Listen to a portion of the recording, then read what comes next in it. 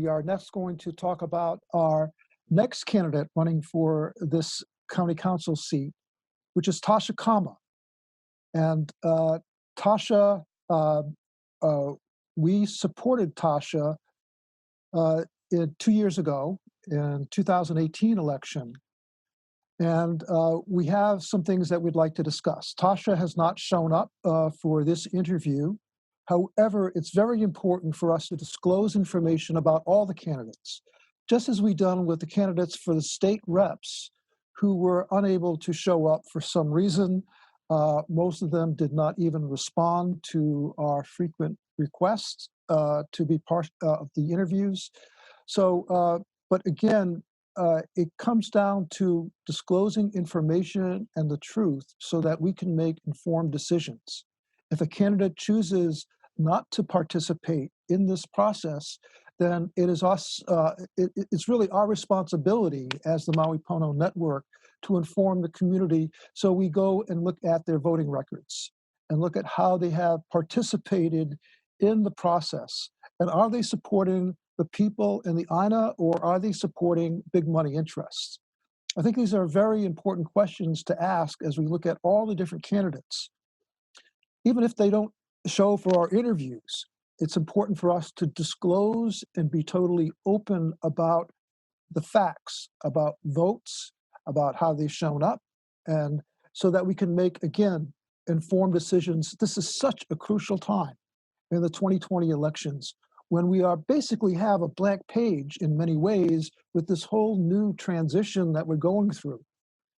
You know, as many people reflect, it's like back in the 1950s, you know, when we're starting from this whole different base and foundation. But where we go forward and how we go forward will be largely dependent upon those people we elect to govern us. So again, this is crucial. It's very important to look at the values, their voting records, and where they're coming from. So again, we will now talk about Tasha Kama and her process.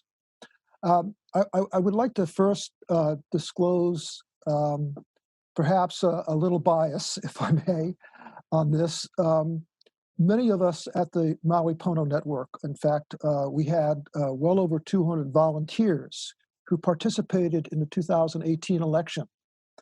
And we worked extremely hard, I must say. I was so impressed the way so many volunteers put hours and hours and hours distributing cards, going out, putting up banners, supporting, sign waving, helping canvassing. There were so many different aspects of where people participated to get these different representatives elected. We, at the time, were, when we interviewed the different candidates, we selected Tasha Kama because of what she had promised, what she were coming from in terms of her platform, and then in terms of supporting progressive goals and ideals and issues. However, when Tasha got into power, there was a totally different dynamic that occurred. And again, I was myself personally crushed in the process, I must say, or affected emotionally, because we certainly had done a lot of work. So our objective here in this discussion is not to talk about our emotions or our hurt feelings about this issue, but to look at the facts of how Tasha has shown up in the voting process. So again, we're going to discuss that. And so who would like to start? Sean, would you like to begin talking? Sure. Okay, thank you.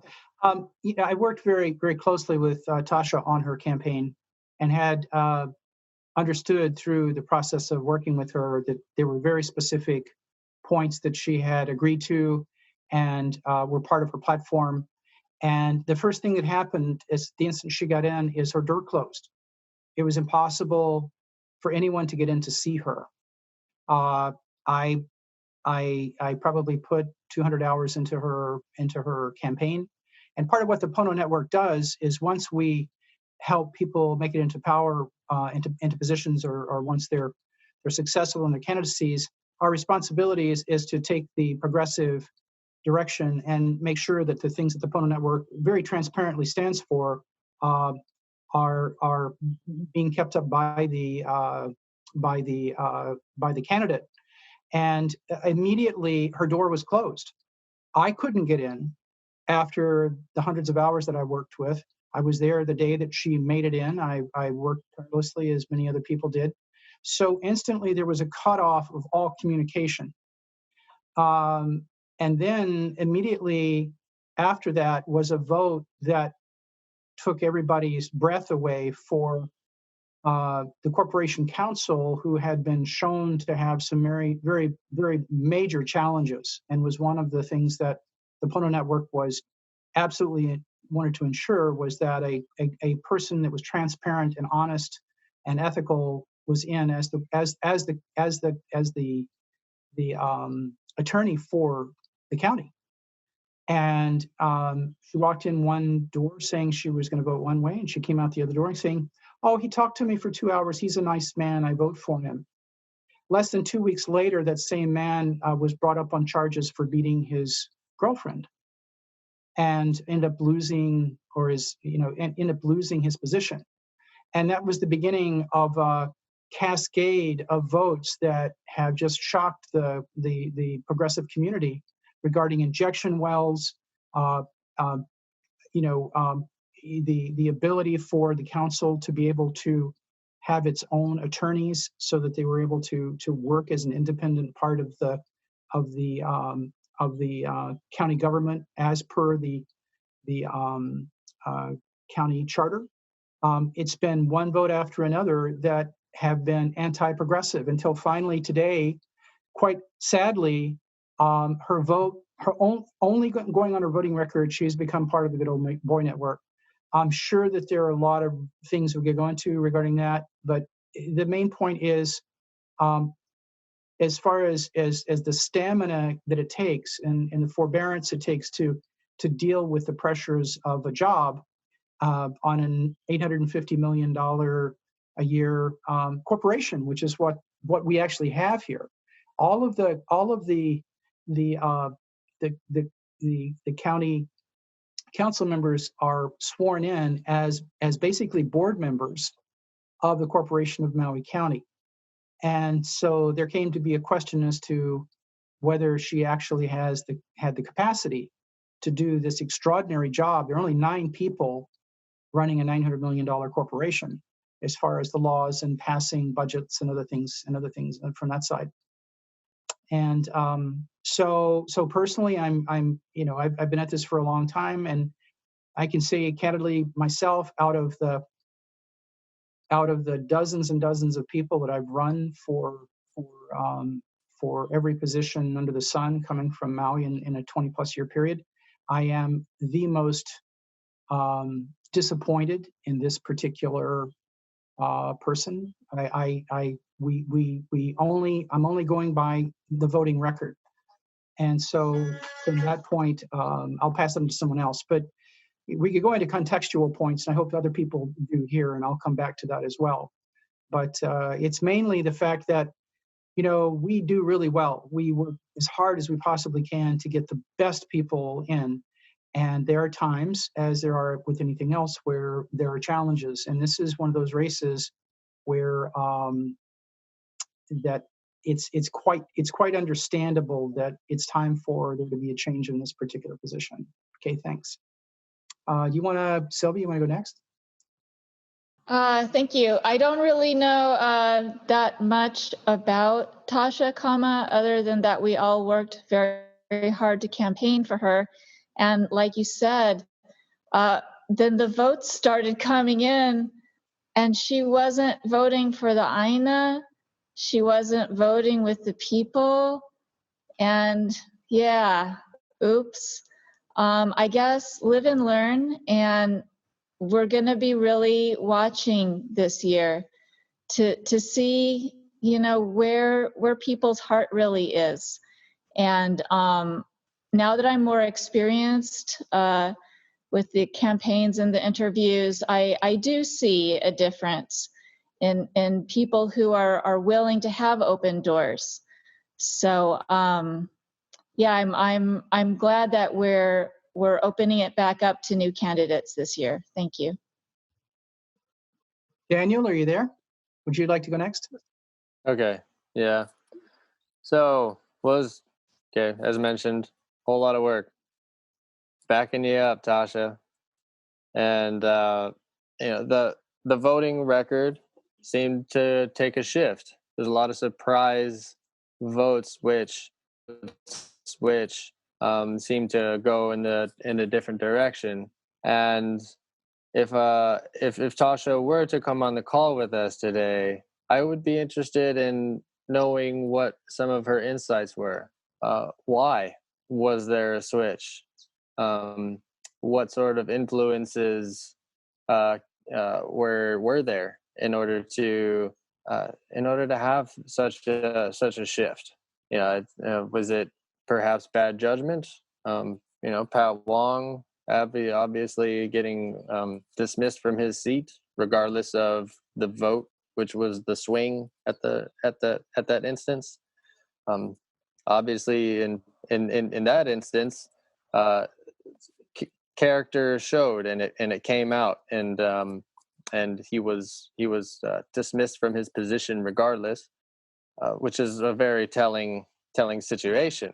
Hey, Tasha, do you feel that you were fooled? In the other instances, what was it that ended up closing your doors? What was it that the people that worked so hard for you, that backed you up, that you had closed your doors? These are very good insights for really anyone going into those offices, of being aware of what type of influences are there for the people's voice, for the people's vote, and then what else? What other nuance was come upon to make this change? So I would just ask those questions. Mahalo. Okay, great. Bruce, you want to take it next? Interesting to what happened. She was working with us up until the point she had a meeting with Patrick Wong. And she had a 2 or 3 hour meeting with Patrick Wong and his family. Patrick Wong being a very corrupt attorney for the council that we have a long history and a lot of issues with. I suspecting something may have happened during that meeting. It didn't feel good, but it was kind of like on that last election, we had Alan Arakawa running, and anybody running against Alan Arakawa could have won because he was a very unpopular person. So it was an easy win for the last election. I do look at the injection well case was probably the one that most got us when she voted to send the injection well to the Supreme Court. And that was a very polarizing and very clear as to,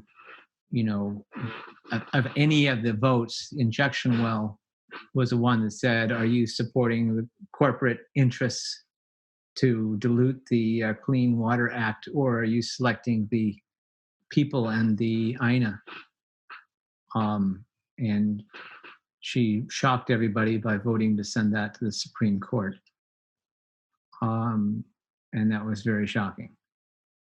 She's also done some votes to support the Ma'alaya Resort, which has been a very unpopular vote,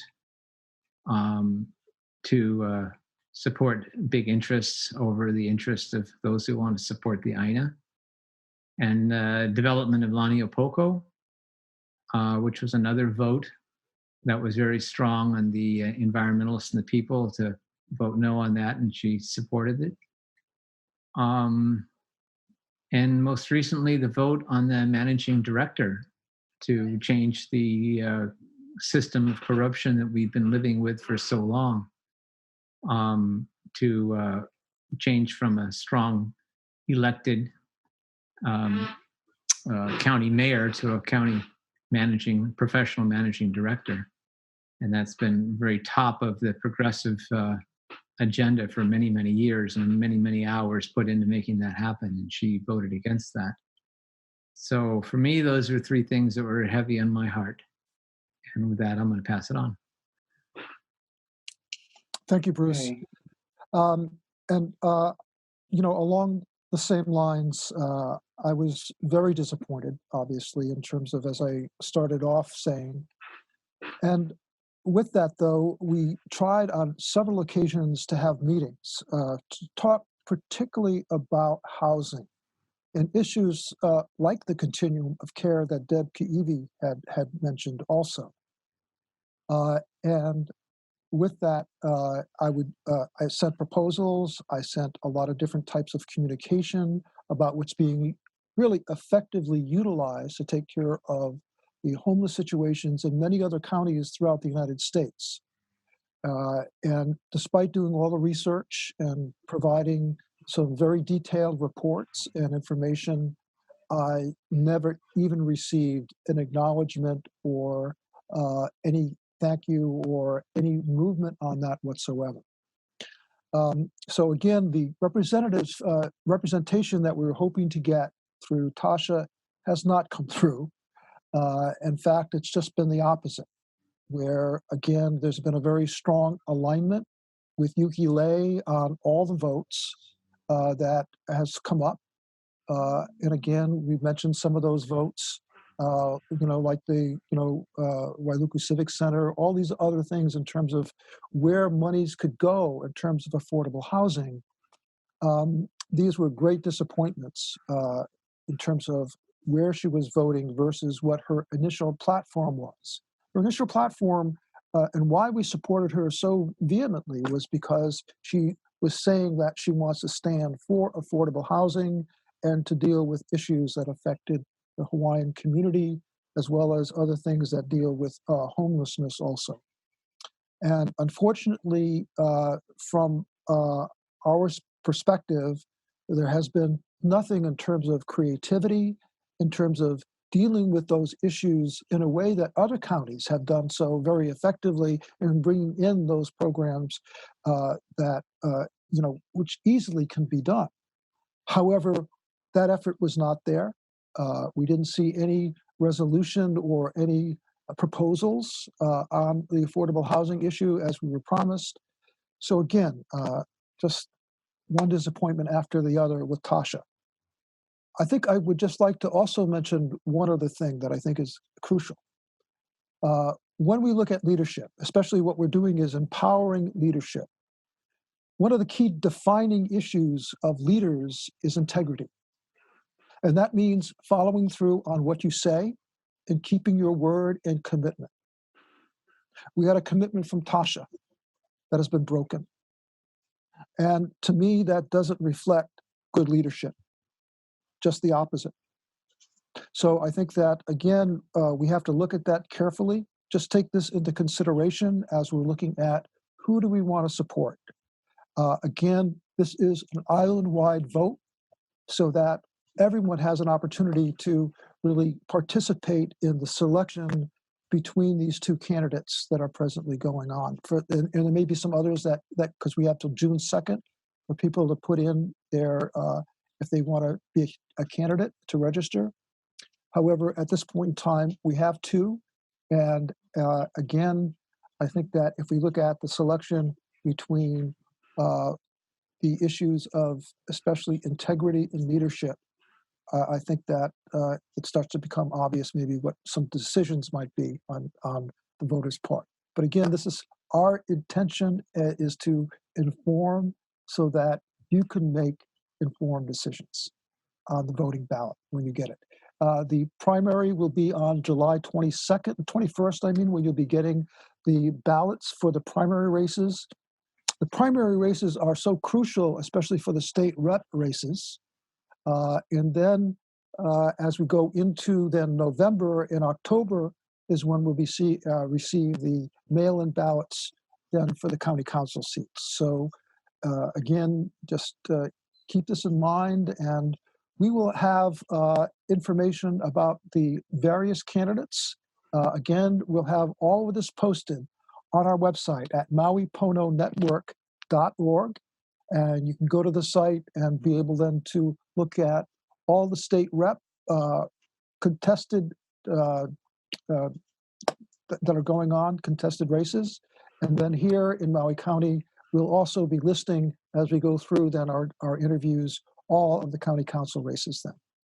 So anyone else would like to follow up with a conclusion on this? Are we all set? I'd just like to say one really quick thing, if I could.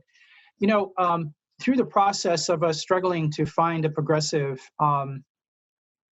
caucus within the county council, which means 5 members, which is so important, we need people that have compassion and awareness, that have training, that have an educational experience, and that have the ability to sit on a board of 9 and actually be an active participant. And for me personally, that's one of the reasons that I've been impressed with, you know, especially the person running, you know, for this particular seat, is the ability to sit and really look at issues and take a depth of information and time and work with that. And the main thing is just the ability to understand that there's going to be an open door for people to be able to walk in and talk story, as it is with other council members. And that's just really important. We have to have an open, if we don't have an open government, we have an oligarchy. And that's what we've been fighting forever. The progressive movement is here to fight the oligarchy. So we need open doors. That's where our communication comes from. And with that, I'll turn it back over to Paul. Thank you very much. Great. And thank you to our interview panel. And again, we'll be going on Tuesday. Will be our next interviews that we'll be doing. And that'll be on the 26th. And we will have Claire Carroll and Shane Sanansi. That'll be for Maui County Council, East Maui. But again, everyone in the entire county gets to vote for these candidates. So stay tuned. That'll be Tuesday. We'll be starting at 5 p.m. And then we'll be following the following Thursday with more interviews. So stay tuned. And again, refer to our website at mauipononetwork.org. And if you would like to volunteer or pitch in and support some of these progressive candidates, then again, sign up on our website. We have a lot of different tasks that'll be coming up after we finish these interviews. Mahalo for watching.